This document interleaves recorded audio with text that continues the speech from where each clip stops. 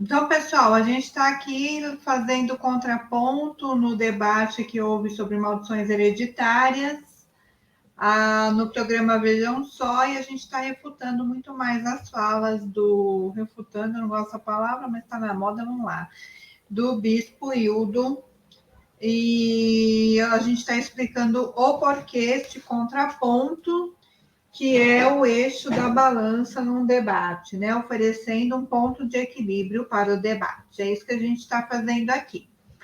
Então, essa daqui é a parte 2.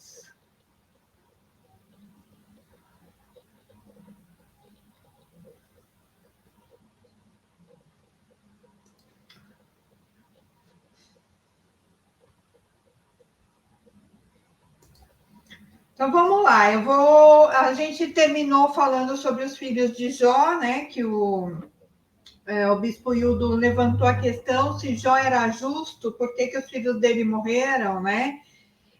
Indicando que as 1000 gerações daqueles que amam a Deus deveriam ser preservadas, se o próprio Deus dá testemunho de Jó. Ora, Deus deu testemunho de Jó, viste o meu servo Jó, como ele é justo, Deus disse para Satanás. Mas o acusador disse para Deus assim: claro que ele é justo, o senhor dá tudo o que ele quer. E aí Deus entrega a Jó e tudo que ele tem, só não a vida, né? Ele vai entregando em doses homeopáticas, porque Satanás volta a acusá-lo, porque continua com a acusação. E a gente escreveu no livro Deus de Jó sobre isso, de que Satanás não mente quando ele está diante do trono. Ele realmente tem acusações e Deus acata, porque Deus é juiz, né? E os filhos de Jó foram tocados porque Jó, não, a Bíblia não diz que ele ensinou seus filhos na disciplina, ele oferecia sacrifício pelos filhos. E também que Jó não tinha essa justiça toda. Por que Deus entregou na mão de Satanás? Primeiro porque Deus é justo, de Deus ninguém zomba, né? Satanás é o acusador e a gente só vence Satanás, o acusador, pelo sangue do Cordeiro, pela palavra do testemunho. Então não adianta falar, Jesus pagou o preço para mim, o acusador não tem mais acusação, conforme o Bispo Hildo ainda vai dizer. Então, não há mais condenação para mim que estou em Cristo Jesus, mas você tem que estar em Cristo Jesus, porque se você não estiver em Cristo Jesus e pecar, você está diante do acusador, porque você não retém a palavra do testemunho. E nem o sangue do cordeiro te limpa. Se você tiver manchado, o acusador vai te acusar, né? Agora, se você tiver lavado e remido no sangue do cordeiro, andando com suas vestes de branco, diferente da igreja lá de Apocalipse, o teu nome será arriscado do livro da vida. Só não risca de quem anda de branco. Se você tiver vestes manchadas, por isso que a gente tem que lavar e alvejar as nossas vestes no sangue do Cordeiro. Isso é Bíblia e Apocalipse. É o Jesus glorificado que está dizendo. O Jesus que veio, que morreu, que derramou seu sangue, que ressuscitou, que foi glorificado e está à destra de Deus. Ele disse que a gente tem que andar de branco. Senão, o nome é riscado. Ele só não risca de quem anda de branco, de quem não suja as suas vestes. Então, devemos lavar e alvejar as nossas vestes no sangue do Cordeiro. E Jó, Deus deu testemunho de que ele era justo, mas Satanás tinha uma acusação tão verdadeira contra Jó, achou ocasião que Deus o entregou para ser ferido por Satanás. E tudo que ele tinha, ou seja, só ficou a sua mulher, né? E lá no livro a gente explica o porquê da mulher, dos amigos de Jó não terem falado que era reto. Eles falaram a palavra de Deus, por que não era reto diante de Deus? Então, tudo isso a gente abordou com mais calma no livro. Mas o importante que eu quero trazer agora é que Deus deu uma lição em Jó. Jó só conhecia Deus de ouvir falar. Ele não era justo de coração, ele era um bom religioso. E lá para as tantas, Jó vai falar: se eu soubesse onde Deus está, eu falaria com ele. Eu exporia a minha causa, não sei o que ele marcou um X, que Deus é injusto, que Deus é não sei o que. Começou a falar mal de Deus. Ele não falou no primeiro momento, mas ele passou os outros 30 e poucos capítulos falando mal de Deus, adoidado. Achando Deus injusto, porque afinal de contas ele era justo. Então, a acusação de Satanás do começo que diz que Jó só temia a Deus porque Deus dava tudo o que tinha, era verdadeira. Tanto que Deus chega para Jó quando fala, agora eu vou te perguntar, se veste como homem, você está sabendo tudo a meu respeito, Então, se veste como homem, que vai te perguntar sou eu. Quem primeiro me deu, Jó, para que eu haja de retribuir? Tudo que tem debaixo do céu é meu. Então, aqui Deus prova que a acusação de Satanás era justa. E por isso Deus entregou Jó nas mãos de Satanás. Então, o testemunho de Deus a respeito de Jó e a acusação da promotoria, que é Satanás, por isso que eu gosto da pastora Tânia Teresa nessa questão de juíza, mostra que existia uma culpabilidade, por isso Deus entregou a vida de Jó e tudo que ele tinha para ser tocado, mas deu um limite. Por quê? Porque Deus tinha uma lição a ensinar a Jó de que ele estava errado. Primeiro, que ele não conhecia Deus. Segundo, que Jó achava que Deus era obrigado a retribuir porque ele fazia tudo certinho. Porém, Jó não ensinou seus filhos. Ele oferecia sacrifício no lugar dos filhos. Tem pai e mãe, tipo a Helena Tanuri, a quem eu respeito, mas eu já refutei, já até mandei um livro para ela e tudo. Eu digo isso para ela, não segue a filha nas redes sociais, a filha desviada, a Clara. Por quê? Porque a filha está fazendo coisas que podem chatear a mamãe. Ué, mamãe, você está aqui para isso. Você está aqui para ser chateada, porque Deus viu a noite inteira o que tua filha fez. Não adianta você orar para os seus filhos, você tem que ir lá repreendê-los, arrancar o couro deles mesmo. Para eles não tocarem a santidade de Deus. Pai e mãe têm que sujeitar os filhos, porque senão Deus sujeita os inimigos. Deus não sujeita seus inimigos? Sujeita. Seus filhos vão ser inimigos de Deus?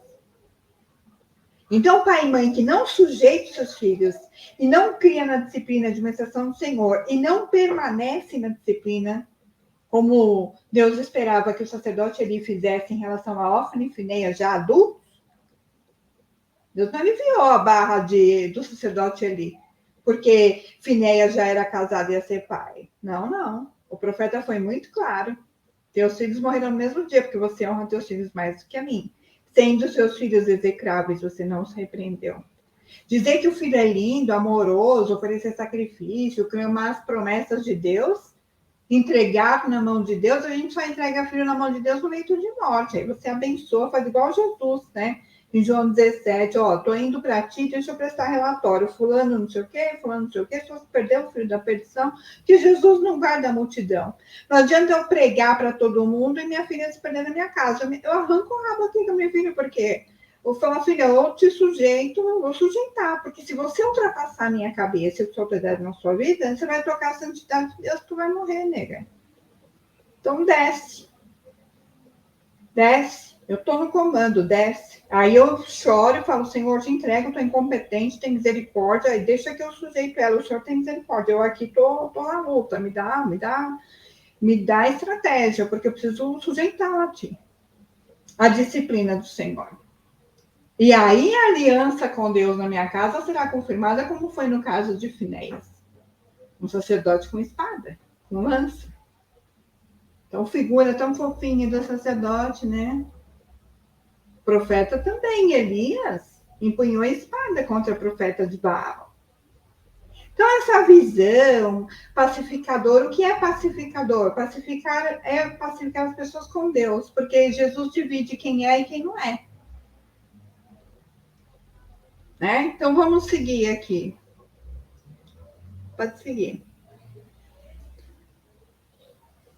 Acredito realmente que existe maldição, mas é alguma coisa que o filho, às vezes, muito pelo exemplo do pai, incorre no mesmo erro, e aí a maldição não é sem causa, ela acaba se cumprindo na vida daqueles que acabam repetindo os erros dos pais, como acontece no Novo Testamento. Aquele povo, aquela geração que está completando a medida dos pais, vai aprontar um muito pior, porque veja toda a fala de Jesus ali em Mateus 23, eles vão ser capazes de fazer transbordar esse cálice da ira de Deus, que os pais os pais tinham agido mal, matado os profetas. Isso é uma história de Israel, né, basicamente, de rejeição dos profetas e da morte e tal.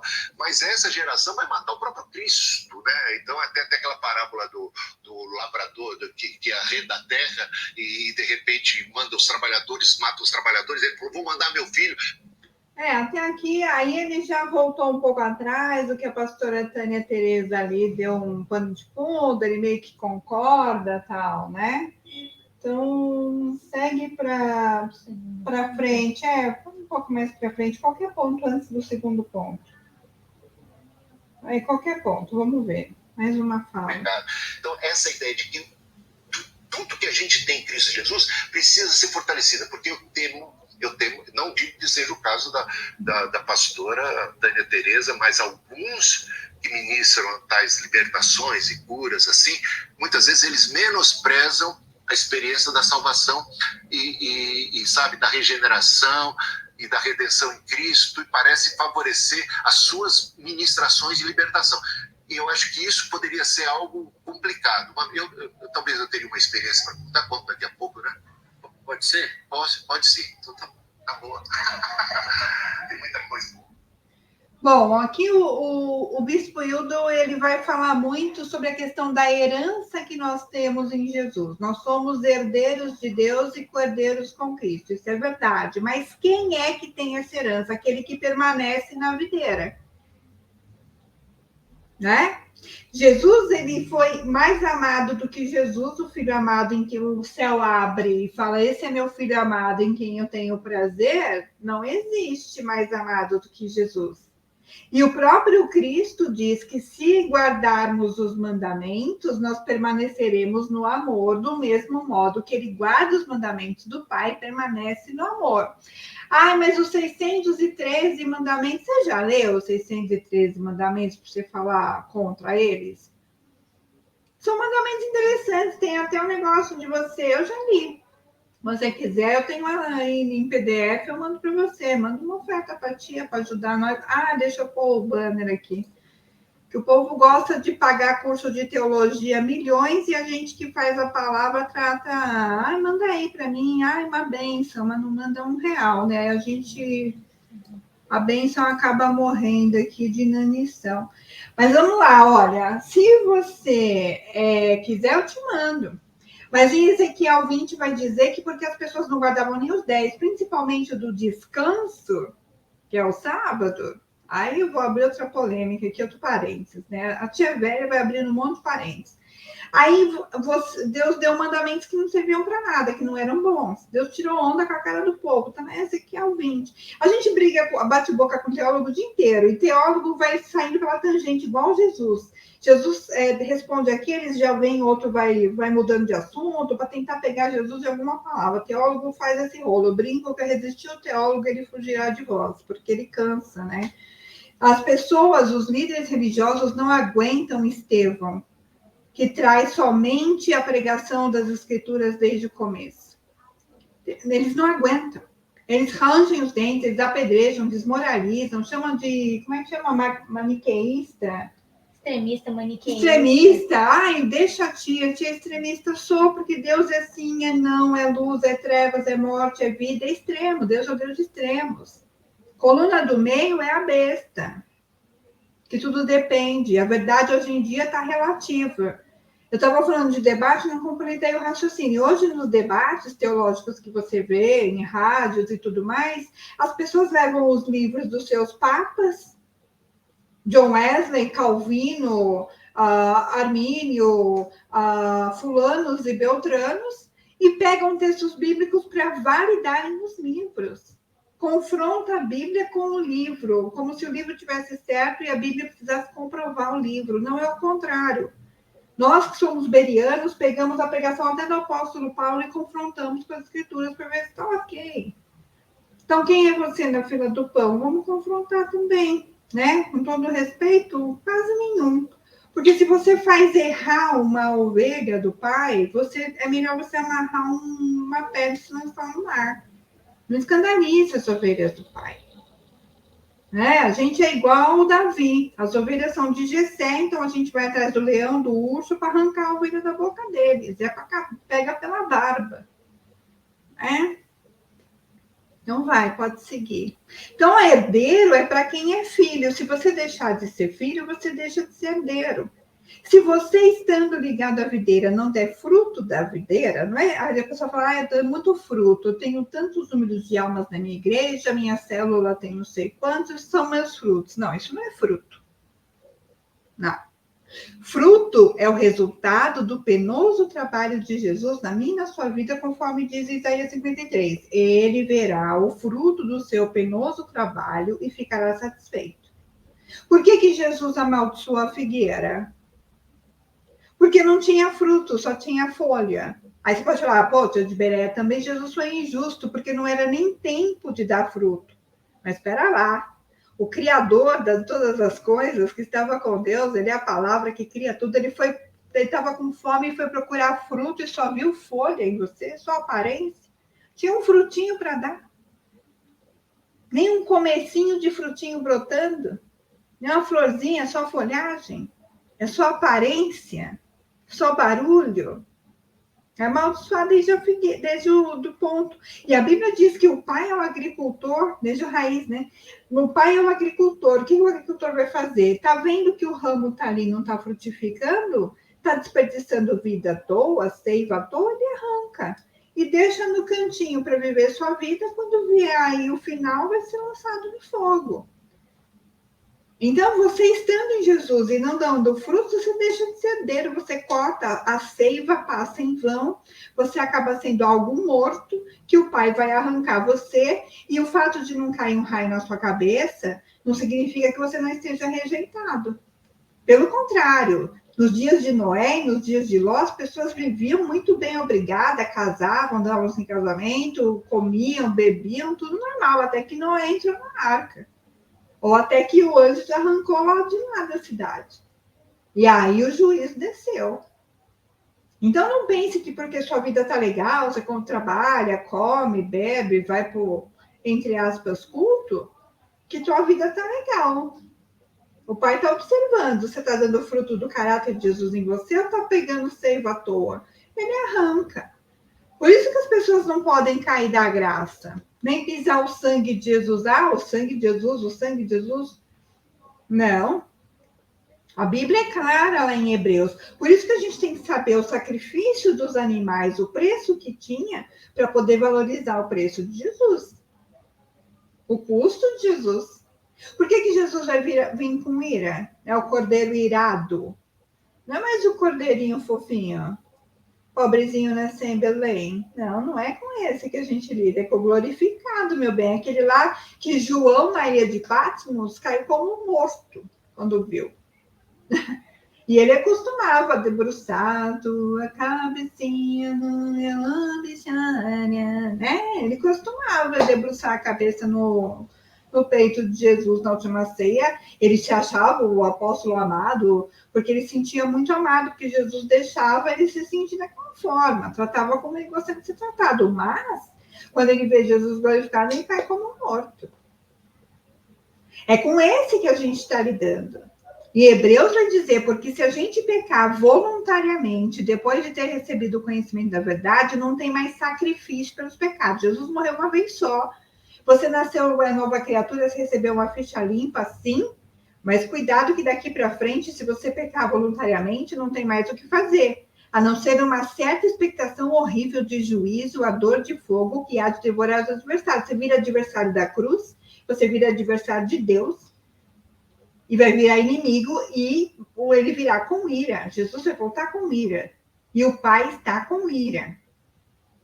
Porque, quebrando alguém a lei de Moisés, morre sem misericórdia, só pela palavra de 2 ou 3 testemunhas. Agora, quanto maior castigo, vocês não acham? que vai julgar merecedor aquele que pisar o Filho de Deus e tiver por profano o sangue da aliança com que foi santificado e fizer agravo ao Espírito da graça. Graça não é favor imerecido, graça é o poder de Deus que vai te ensinar a viver de maneira santa, justa e negando o seu pecado e as suas paixões carnais, as suas inclinações. Graça é o poder para você resistir. Graça não é favor imerecido. Pela graça sois salvos é o seguinte, é porque a ajuda para você vencer não vem da lei. A ajuda para você vencer vem do Senhor. O poder de filho. Por isso que para ser filho de Deus tem que ter poder. Levantar a mão no culto e aceitar Jesus não significa nada. É igual cafezinho que você nem queria tomar no final da visita. O pastor fala no final, quer aceitar Jesus, você não vai sofrer, você vai ter uma coisa boa, seu nome vai ser escrito, pô, só vantagem? Claro, eu quero sim. Aceito Jesus. Aí quando começa a pegar no pé, fala, não, eu aceitei um cafezinho, né? Mas ficar mandando a minha vida toda também não. A gente brinca lá no podcast da tia que quem aceita impõe limites, mas quem recebe tem que aguentar palpite. A gente não aceita Jesus, a gente recebe Jesus dentro de casa, da nossa vida. E ele vai mudar tudo de lugar, vai dar palpite. Quando começa a ficar, a multidão quis pão, quis peixe, quis cura, quis ouvir o sermão da montanha, o sermão é para discípulo. Ensinar a orar foi para discípulo, e discípulo aguenta a verdade.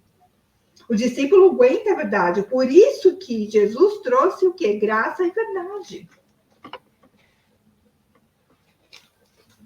O combo indivisível de Jesus, enquanto Moisés trouxe a lei, que era para os membros de fora, externos, Jesus vem com graça e verdade para que a gente possa obedecer a lei, de coração, no coração primeiro. Tem que transformar o coração. E aí a verdade de Jesus vai mostrar o teu pecado enquanto você está sendo aperfeiçoado. Você não pode endurecer, você tem que receber a repreensão, a luz que bateu e doeu o seu olho. Você tem que vir para a luz, limpar suas vestes, alvejar as suas vestes do sangue do Cordeiro, pedir graça, solicitar a graça, beber da graça, que vai te ensinar a vencer as suas paixões carnais e a viver de maneira santa, justa e piedosa, como está aqui em Tito 2. Isso é graça. Graça não é favor imerecido. Não. Graça é poder de Deus para você vencer. É o tratamento do câncer. E para evitar que o câncer volte. É uma dieta especial, até o fim da vida. É o poder de resistência contra o pecado. Isso é graça. Não é favor imerecido, é o poder de resistência contra o pecado. Pode seguir, filho. Sempre bom. Rapidinho, deixa eu colocar aí a oportunidade para você. Passa para os 38, que senão a gente vai ficar 1 ano e meio aqui. Não que eu não queira, é que eu tenho outras atribuições. Lembrando que essa é a parte 2 do vídeo, a parte 1 já está no ar, essa segunda parte eu não sei quantas virão, tá bom? Deixa eu só falar um pouquinho mais sobre graça aqui, já que a gente tocou no tema, de Tito 2, ó lá. Tito 2 não vai dizer que a graça não tem nada a ver com favor imerecido. Essa coisa que você fica repetindo é mentira, tá? Graça é favor imerecido. Não, não é. A graça salvadora de Deus manifestou-se a todos os homens, ensinando que, renunciando à impiedade, às concupiscências mundanas, a gente viva nesse presente século sóbria, justa e piedosamente, aguardando a bem-aventurada esperança da glória de Deus e do nosso Senhor. Então, a graça não é o favor merecido, a graça é o poder de Deus, a capacitação que vai fazer com que você lute contra o pecado, renunciando às suas concupiscências e vivendo de maneira santa, justa e piedosa. Não tem nada a ver com favor merecido, graça. Graça é o poder de resistência contra o pecado. Isso sim. E aí Hebreus vai continuar. Porque tendo recebido um reino, o reino de Deus, o reino de Cristo, do Novo Testamento no seu sangue, que não pode ser abalado, retenhamos a graça. Para que a graça é favor imerecido? Para você falar uma graça total, você herdeiro de Deus, herdeiro com Cristo? Não. É para você servir a Deus agradavelmente a Ele, com reverência e santo temor, porque nosso Deus é fogo consumidor. Quem está em Cristo sabe que Deus é fogo consumidor. Quem está em Cristo sabe que precisa de temor. Quem está em Cristo, santo temor. Quem está em Cristo sabe que serve a Deus de reverência. Quem está em Cristo não é apaixonado por Jesus. Quem está em Cristo vive Jesus. E depende dele como o ar que respira. Diferente. Essa geração worship, da graça, favor imerecido, não conhece Jesus glorificado. Não, não. O temor a Deus é o princípio da sabedoria. Ah, mas quem recebeu o amor não vive em temor. O que é amor? Amar a Deus e obedecer aos seus mandamentos. Se você viver amando a Deus, obedecendo os mandamentos, você não vai ter temor de desgraça nenhuma. Você vai deitar tranquilo. É igual quem fez o trabalho, a lição de casa, quando chega na hora da entrega, tá bem. Agora, o cara que esqueceu, que não fez o trabalho, quando a professora fala, me dá seu trabalho aqui, você fala, ups. Aí você não entra no descanso. O amor que não traz temor é o amor da obediência. Nós sabemos que amamos porque guardamos os seus mandamentos. Vai dizer lá 1 João, 2 João, 3 João, todos os Joãos que você quiser, desde as cartas até o Evangelho de João. Se você me ama, você vai guardar minha palavra, vai obedecer. Este é o amor que não traz temor. Por quê? Porque você está em obediência, você não tem medo do mal. Você está tranquilo. Você não tem medo do acusador. Você venceu o acusador pelo sangue do Cordeiro, pela palavra do testemunho e por não amar a sua vida até a própria morte. Aí você é Deus de Deus, que Deus me diz, você deita e dorme no barquinho mesmo no vendaval. Porque você está seguro. Você não tem do que se envergonhar. Você não tem ameaças. Satanás não tem nada contra você para te acusar. O acusador é expulso por quê? Porque está sem trabalho. Que você lavou sua roupinha lá, ó, no sangue do Cordeiro, você anda pianinho, no caminho estreitinho, um passinho na frente do outro. Esse evangelho do bispo Hildo é equivocado, é o falso evangelho que está pregado, disseminado por aí. E líderes e tantos outros estão falando a mesma coisa, e levando o povo à desgraça.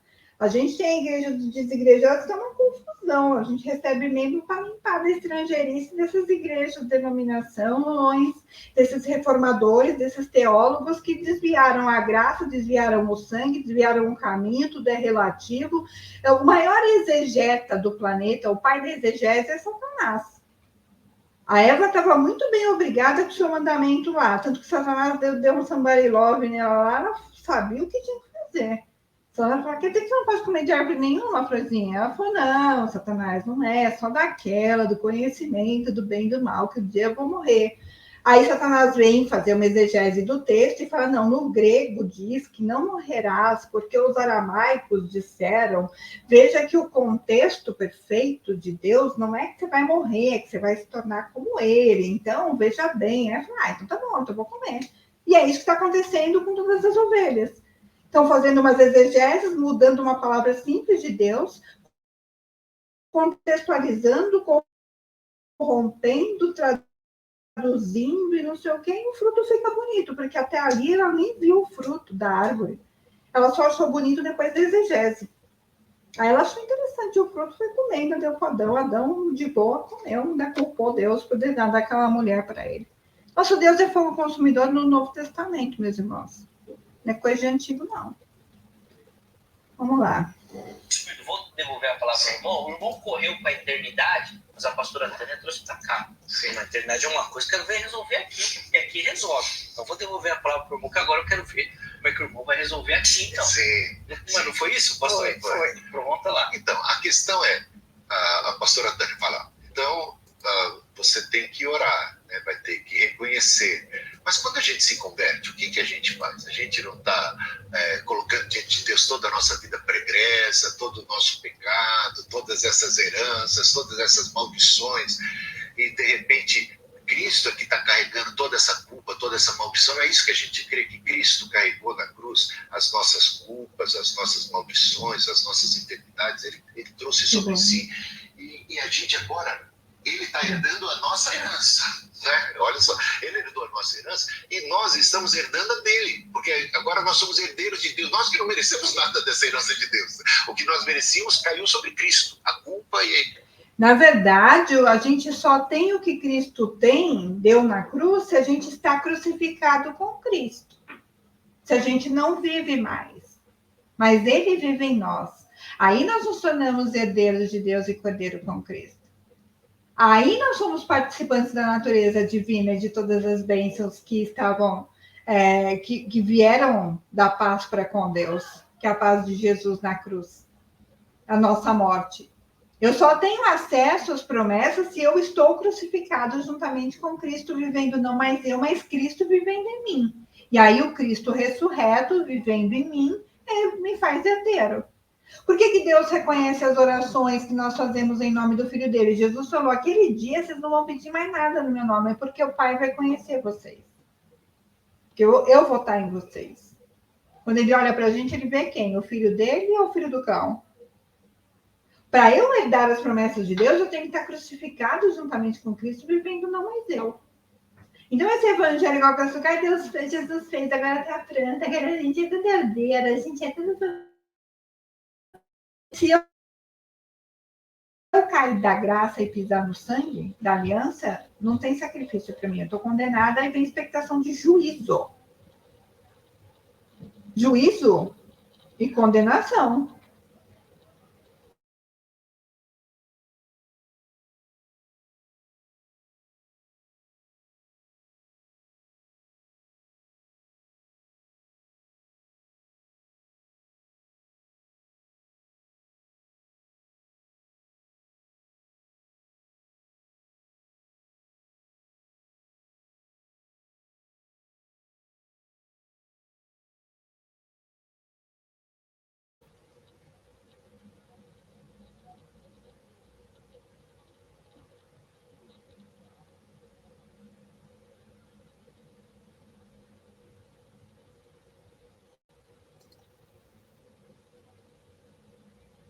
Então, se você tiver em Jesus crucificado com Cristo e não der fruto de uma nova natureza, você não é filho de Deus. Você deixou, você abandonou e acumula ira para você para o dia da ira. Você é arrancado da videira se você não produz o caráter de Jesus. Não é porque você foi crucificado, o crucificado ficou. Se você descer da cruz, já era. Aqui eu vou entrar depois, né, que eu já coloquei lá, que eu não abandono a congregação, que é outra coisa, mas a igreja dos desigrejados eu falo um pouco sobre isso. Deixa eu ver se eu acho Romanos 2 aqui. Aqui, Romanos 2, vamos lá. Olha o que acontece aqui. Você despreza que a riqueza da sua benignidade, paciência e longanimidade, ignorando que a bondade de Deus, a benignidade de Deus te leva ao arrependimento. A bondade de Deus, Deus começa com bondade com todo mundo, mas se você tiver um coração impenitente, impossível de se arrepender, de se quebrantar e de mudar de atitude, você vai estar entesourando ira para você no dia da ira e da manifestação do juízo de Deus, que vai recompensar cada um segundo as suas obras, porque a fé sem obras é morta.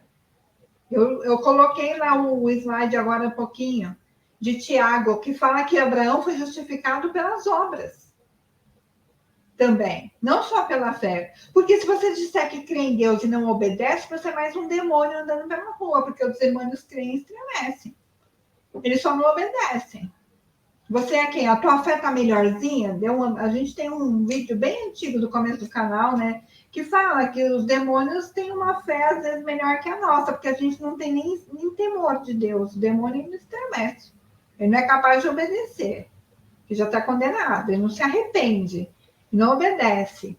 Mas se nós, se pela bondade de Deus, a gente não se arrepender e não mudar de atitude, nosso coração for impenitente, ou seja, impossível de mudar, a gente vai estar entesourando ira para nós no dia da ira. É o que eu falo, não é porque não cai um raio na sua cabeça aqui que você está de boa com Deus.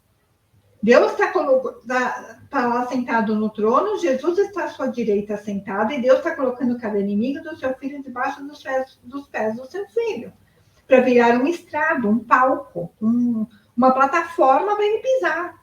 Quando Deus falar, volta, meu filho, ele vai levantar e vai pisar o sangue dos inimigos. Você é quem? Inimigo da cruz? Ou amigo de Deus? Jesus falou que vós sereis meus amigos se fizeres o que eu mando. É uma condicional. Tá cheio de pai e mãe aí que fala que o filho é amigo deles. Não é, só se fizer o que manda. Senão é inimigo e a gente sujeita inimigo. Inimigo foi feito para ser sujeito. Eu fiz um looping lá com o pessoal lá do Instagram. Deus sujeita os inimigos. Pai e mãe sujeitam os filhos. Quando os filhos não são sujeitos de Deus, se tornam inimigos. Então, todo mundo começa a virar inimigo de Deus. E inimigo Deus sujeita e põe embaixo dos pés do filho. E você está acumulando ira para você. Para o dia da ira.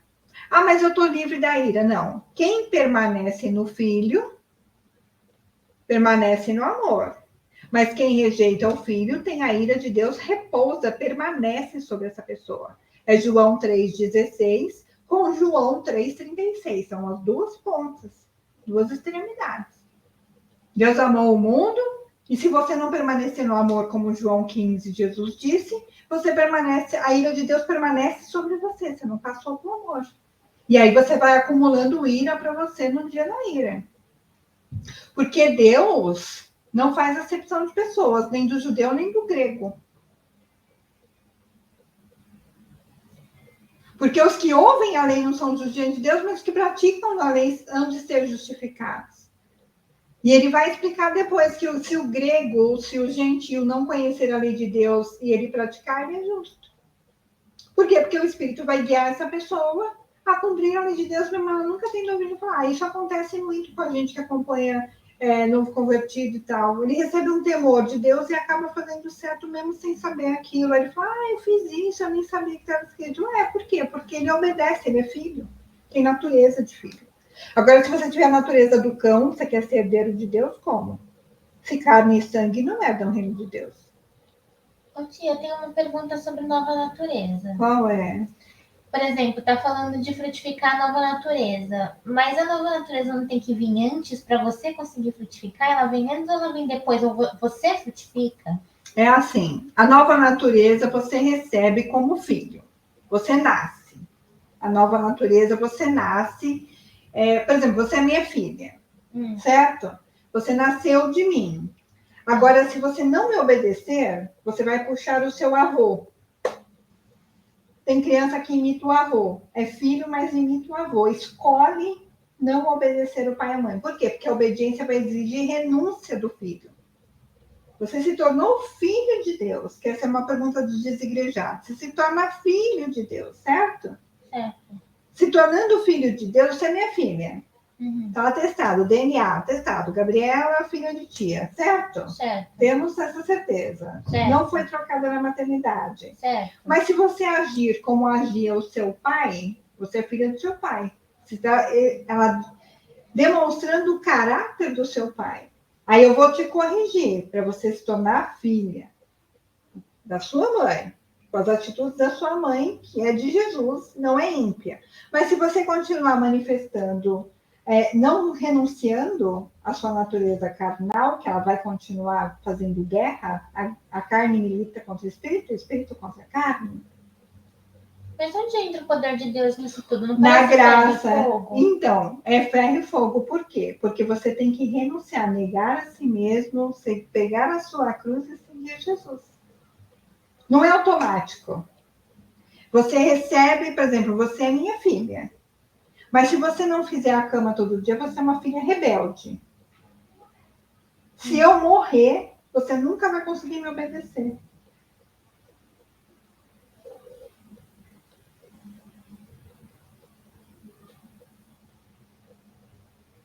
Certo, vamos passar então tudo. Qual é a outra pergunta do desigrejado que ele fez para nós? Se a salvação é automática. A salvação é automática quando você crê no Senhor, mas a salvação você perde se você não permanecer no seu amor. Se você não permanecer no amor de Deus, o Pai vai cortar você da videira. Como é que eu sei que eu permaneço no amor? Quando eu cumpro os mandamentos. Quando eu brigo com o meu pecado, com aquilo que está errado, e corro para Deus, para me ajudar a viver de maneira santa, justa e piedosa. E aí eu participo dessa guerra, eu me encho do Espírito para não cumprir os desejos da minha carne. Porque enquanto a gente estiver aqui, a gente vai lutar contra a nossa natureza carnal. É a inclinação do pecado que jaz à porta, certo? Aí passa isso para eles lá. Ok. Pode continuar com as palavras do bispo? Pode, mais um pouquinho, mais 10 minutos no máximo, o vídeo vai cortar. Certo. E todo esse legado ruim da geração humana, dos nossos antepassados imediatos, mas ainda vai falar lá de Adão, de todo o pecado da humanidade, de alguma maneira que nós somos solidários, porque assinamos embaixo de alguma maneira, nos tornamos também pecadores, né? Somos assim, digamos, culpados também. E não apenas a culpa dos pais, mas a gente também assina embaixo. Então, de repente, quando a gente entra em Cristo, a gente agora é nova criatura, as coisas velhas já passaram, isso é que é dito. Então, o que é se o poder da oração, né, a pastora Tânia coloca, bem, o poder da oração seria capaz de uma confissão, de quebrar isso, eu concordo plenamente, quanto mais a conversão, quanto mais a nossa experiência de ir para a cruz de Cristo, de repente colocar ali todo o nosso fardo, toda essa carga que tem de maldição. Então, o que eu não quero que aconteça é que os crentes diminuam a grande experiência que é a sua regeneração. A gente é justificados, pois pela fé temos paz para com Deus, paz. Dá um pause aqui. Deus. Olha aqui, que é o texto que eu falei para vocês de Tiago. A fé, se não tiver... A gente tem paz com Deus, é aquilo que eu te falei. Se a gente está em obediência, a gente tem paz com Deus. E o alívio do acusador. Se a gente desobedece, você não tem mais paz com Deus. Você cai da graça. Porque a graça te ensina a viver renunciando às paixões carnais. E quando você cai da graça, você para de brigar com a sua carne, pisa no sangue que foi derramado, porque não vai ter outro, e se torna inimigo de Deus. Então, a fé sem obras é morta. Porque Abraão foi justificado pela fé, tá aqui, olha, no versículo 21. Vamos no 21. Porventura, nosso pai Abraão não foi justificado pelas obras quando ofereceu sobre o altar o seu filho Isaque? Quando ele ofereceu o seu filho Isaque em obediência a Deus, é que ele foi justificado também pelas obras, não só pela fé. E aí, Tiago 2:22 está dizendo aqui, bem vês, aqui em amarelinho, que a fé cooperou com as suas obras e que pela fé e pelas obras a fé é aperfeiçoada. Então, está escrito aqui, e cumpriu-se a escritura que diz, e creu Abraão em Deus, e isso lhe foi imputado como justiça, e foi chamado amigo de Deus, confirmando o que Jesus disse em João 15:10. Vós sereis meus amigos se fizerem o que eu mando, porque o pecado, o amor ao mundo é inimizade contra Deus. Se você for contra Deus e a favor do mundo, você se torna inimigo de Deus de novo. Por isso que nós temos que permanecer em Jesus. Por isso que nós temos que permanecer crucificados, negando a nossa natureza. Mortificando a nossa natureza. Paulo vai dizer que a gente tem que mortificar a nossa natureza carnal. E isso é o negar-se a si mesmo todos os dias. Porque a hora que eu parar de me negar, o pecado vai me vencer. E eu vou gerar morte com Deus. E essa paz que foi feita na cruz, eu vou perdê-la.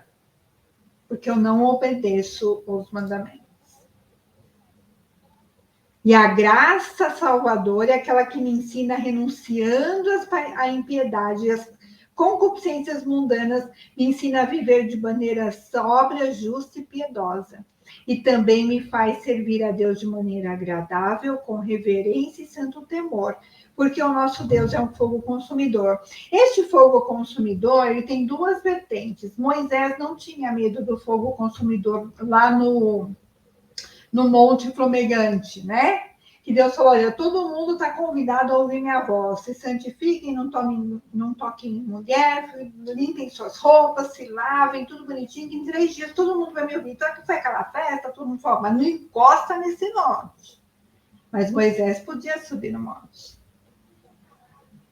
E quando o povo viu aqueles trovões, aquele monte pegando fogo, aquele negócio, ficou com medo. Falou, não, fala você com Deus, Moisés. Mas Moisés não tinha medo do fogo. Por quê? Porque o fogo consome só impureza. Se você está totalmente impuro, não vai sobrar nada de você. Nosso Deus, ele é fogo consumidor. Ele consome pecado. Agora, se você for todo pecado, não vai sobrar nada. Então, a graça me faz viver em santo temor e reverência. Em respeito. Não de qualquer jeito. Bom, gente, já deu 40 minutos aqui. Eu vou encerrar esse. Eu não sei se eu vou fazer outro. Aqui está toda a vara que, estando em Jesus, não der fruto, todo ramo. O pai vai lá, tira da videira, deixa no cantinho secando para viver sua vida normal, como nos dias de Ló, de Noé. E aí vem o juízo e você nem percebe. Jesus falou, ai de vocês, quando eu voltar, vocês estiverem sobrecarregados de preocupação do mundo, de orgia e etc. E quem é amigo do mundo não é amigo de Deus. Quem é amigo de Cristo faz o que ele manda. Só assim você será amigo de Jesus. Bom, eu fiz esse rapidinho, eu acho que eu não vou fazer a parte 3, porque tem outros assuntos aí na frente, né? Mas eu espero que tenha oferecido aí um contraponto para vocês no debate, né? Uma coisa para pensar, o fiel da balança. Se ficou alguma dúvida, entre em contato com a gente. Acho que vou parar nessa parte 2. Vou dar uma pensada, uma olhada sobre o assunto. Se você que não viu a parte 1, tem 50 minutos mais ou menos também a parte 1 aqui no canal. Essa é a parte 2 do contraponto, o eixo da balança para qualquer debate.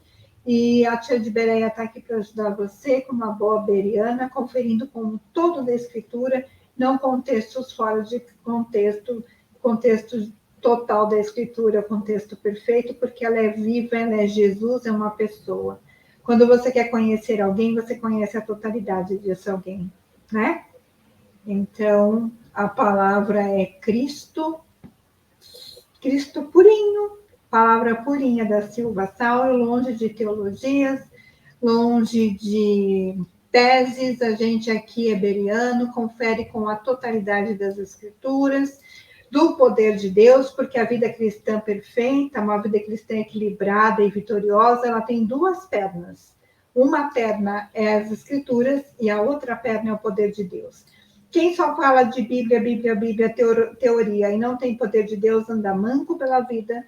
A mesma forma acontece que quem vive só querendo experiências sobrenaturais de poder, mas não tem base nenhuma, essa pessoa também acaba manquejando pela vida, acaba caindo, acaba chegando muito depois, com esforço muito maior. São 2 pernas, Jesus disse. Conhecereis as escrituras e o poder de Deus para errar menos. Essa é a tua tia Bereia, aqui da tia de Bereia, desejando paz para quem é da paz. Quem é da paz frutifica os frutos da videira e tem paz para com Deus acima de todas as coisas, através da obediência aos mandamentos, porque quem ama, obedece, tá bom? Um beijo para todo mundo, até a próxima, se Deus quiser. Tchau, tchau.